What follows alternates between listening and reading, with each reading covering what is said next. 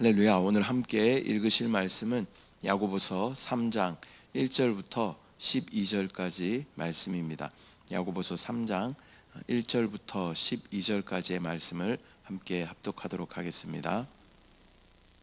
3장. 내 형제들아, 너희는 선생된 우리가 더 큰 심판을 받을 줄 알고 선생이 많이 되지 말라. 우리가 다 실수가 많으니 만일 말에 실수가 없는 자라면 곧 온전한 사람이라. 능히 온 몸도 굴레 씌우리라. 우리가 말들의 입에 재갈 물리는 것은 우리에게 순종하게 하려고 그 온 몸을 제어하는 것이라. 또 배를 보라. 그렇게 크고 광풍에 밀려가는 것들을 지극히 작은 키로서 사공의 뜻대로 운행하나니 이와 같이 혀도 작은 지체로 돼 큰 것을 자랑하도다. 보라, 얼마나 작은 불이 얼마나 많은 나무를 태우는가. 혀는 곧 불이요 불의의 세계라. 혀는 우리 지체 중에서 온 몸을 더럽히고 삶의 수레바퀴를 불사르나니 그 사르는 것이 지옥불에서 나느니라. 여러 종류의 짐승과 새와 벌레와 바다의 생물은 다 사람이 길들일 수 있고 길들여 왔거니와 혀는 능히 길들일 사람이 없나니 쉬지 아니하는 악이요 죽이는 독이 가득한 것이라. 이것으로 우리가 주 아버지를 찬송하고 또 이것으로 하나님의 형상대로 지음을 받은 사람을 저주하나니 한 입에서 찬송과 저주가 나오는도다. 내 형제들아, 이것이 마땅하지 아니하니라. 샘이 한 구멍으로 어찌 단물과 쓴물을 내겠느냐. 내 형제들아, 어찌 무화과 나무가 감람 열매를, 포도나무가 무화과를 맺겠느냐. 이와 같이 짠 물이 단물을 내지 못하느니라. 아멘. 할렐루야. 오늘은 야고보서 3장 1절부터 12절까지 말씀을 우리가 함께 읽었습니다. 오늘의 본문은 말의 중요성과 또 혀를 어떻게 다스려야 하는지 그 지혜에 대해서 우리 가운데 가르쳐 주십니다. 야고보 사도는 혀의 위험성을 또 경고하면서 신앙인은 또 자신의 말을 신중하게 해야 한다라고 강조하고 있습니다. 우리 입술에는 놀라운 창조의 능력이 있죠. 하나님께서 만물을 말씀으로 창조하신 것처럼 하나님의 형상과 모양대로 창조된 우리 역시 하나님의 그 성품인 또 입술의 능력을 가지고 있는 것입니다. 그 능력은 부정적인 것에서도 나타나고 또 긍정적인 것에서도 나타난다라는 것을 우리는 기억해야 합니다. 또 우리의 언어 생활을 통하여 창조의 하나님의 능력이 나타나는 저와 여러분의 신앙생활이 되시기를 축복합니다. 먼저 1절 말씀. 내 형제들아, 너희는 선생된 우리가 더 큰 심판을 받을 줄 알고 선생이 많이 되지 말라. 가르치는 자의 또 말에 대한 책임이 얼마나 큰지에 대해서 말씀하고 있습니다. 저와 여러분이 리더가 되고 또 가르치는 위치에 있다는 것은 그만큼 또 우리 입술에 책임을 져야 한다라는 것을 우리는 기억해야 합니다. 그리스도인은 자신의 말과 행동에 더욱더 주의해야 하며 또 이 말이 다른 사람들에게 어떤 영향을 끼치게 될지를 생각하며 먼저 주님께 묻고 또 주님께서 말씀하시는 것이 우리 삶 가운데 또 습관이 되어야 할 줄 믿습니다. 2절. 우리가 다 실수가 많으니 만일 말에 실수가 없는 자라면 곧 온전한 사람이라. 능히 온 몸도 굴레 씌우리라. 혀를 다스릴 수 있다라는 것은 영적인 성숙의 중요한 증거가 되는 것입니다. 그리스도인은 말에서 실수를 줄이며 또 온전함을 추구해야 하는 것입니다. 우리가 말로 실수하지 않는 방법은 일단은 말수를 줄이고 또 주께 물으며 말하는 태도를 가져야 하는 것입니다. 또한 옳고 그름의 기준이 아니라 이 말이 생명으로 역사하는가, 다른 사람을 살리고 회복시키는 말인가 라는 것에 우리의 기준과 초점을 두어야 할 줄 믿습니다. 3절. 우리가 말들의 입에 재갈 물리는 것은 우리에게 순종하게 하려고 그 온 몸을 제어하는 것이라. 이 말에게 물리는 재갈은 작은 도구이죠. 그러나 이 작은 도구, 재갈이 큰 말을 조종하는 것처럼 우리의 이 작은 혀도 우리의 온 삶을 결정짓게 된다라는 것을 우리는 기억해야 합니다. 그리스도인은 자신의 혀를 잘 다스리는 법을 배워야 한다라고 말씀하고 있습니다. 4절, 또 배를 보라. 그렇게 크고 광풍에 밀려가는 것들을 지극히 작은 키로서 사공의 뜻대로 운행하나니. 또한 큰 배의 방향을 조종하는 것이 바로 이 작은 키인 것입니다.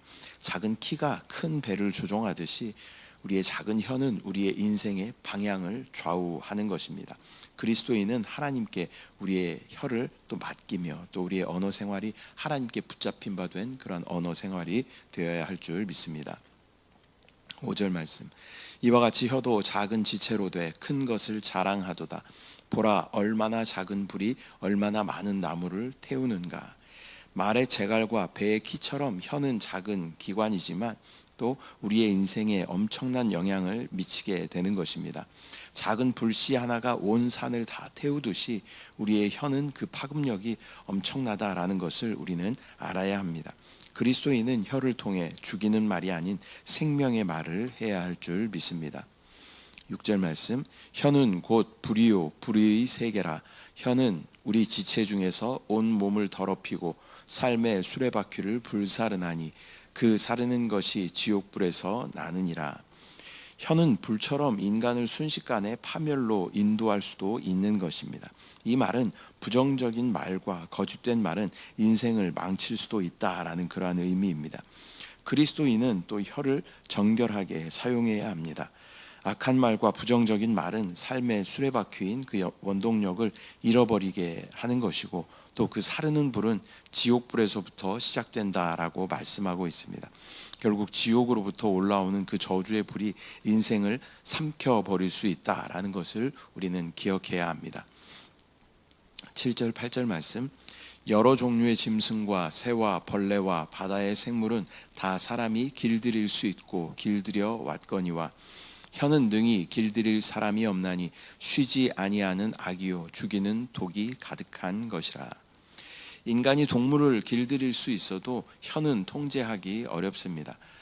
우리의 생각을 표현하는 육신인 이 혀를 잘 통제하기 위해서 우리는 영 안에 거해야 할 줄 믿습니다. 우리가 즉시 반응하는 습관을 좀 버리고 짧게라도 주의 이름을 부르고 주님께서 말씀하시도록 주님께 기회를 드리게 된다면 우리는 말의 실수를 줄일 수 있게 되는 것입니다.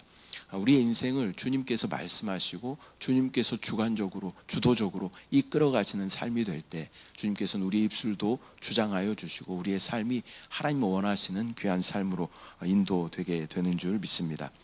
그렇게 그리스도인이 성령의 도움으로 혀를 다스리면 생명의 역사가 그 혀를 통하여 흘러가게 될 줄 믿습니다. 내가 말하고 내가 반응하면 사람을 죽이고 또 그러한 표독스러운 그런 말들이 우리 가운데 나올 수 있지만 주님이 우리의 입술을 제어하시고 주님이 말씀하시면 우리의 입술은 생명을 살리고 또 회복하는 그러한 귀한 말이 되는 줄 믿습니다.